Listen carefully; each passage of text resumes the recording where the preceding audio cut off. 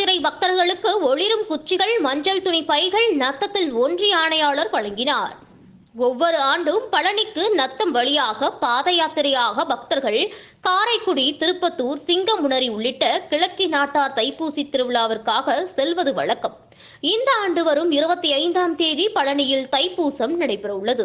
இதற்காக நத்தம் வழியாக பழனியை நோக்கி ஆயிரக்கணக்கான பக்தர்கள் தனியாகவும் கூட்டமாகவும் செல்கின்றனர். இவர்களுக்கு போக்குவரத்தின் போது பாதுகாப்பு ஏற்படுத்தும் வகையில் ஒளிரும் குச்சிகளையும், சுற்றுச்சூழலை பாதுகாக்கும் வகையில் அவர்கள் உணவு உள்ளிட்ட பொருட்களை வாங்கிச் செல்ல மஞ்சள் துணிப்பையும் நத்தம் ஒன்றிய அலுவலகம் சார்பில் ஆணையாளர் விஜயச்சந்திரிகா தலைமையில் பாத யாத்திரை பக்தர்களுக்கு நிர்வாக மேலாளர் நம்பிதேவி மற்றும் பணியாளர்கள் வெள்ளிக்கிழமை வழங்கினர்.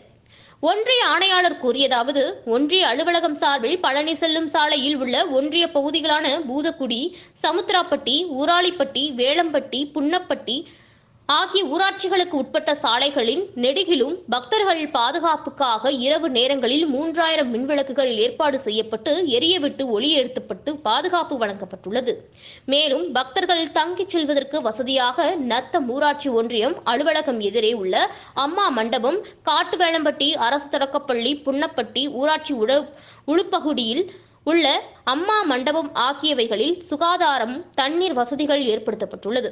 அவற்றை நத்தத்தை கடந்து செல்லும் போது பாத யாத்திரை பக்தர்கள் பயன்படுத்திக் கொள்ளலாம் என்றார். நத்தம் செய்தியாளர் வசந்த சித்தார்த்தன்.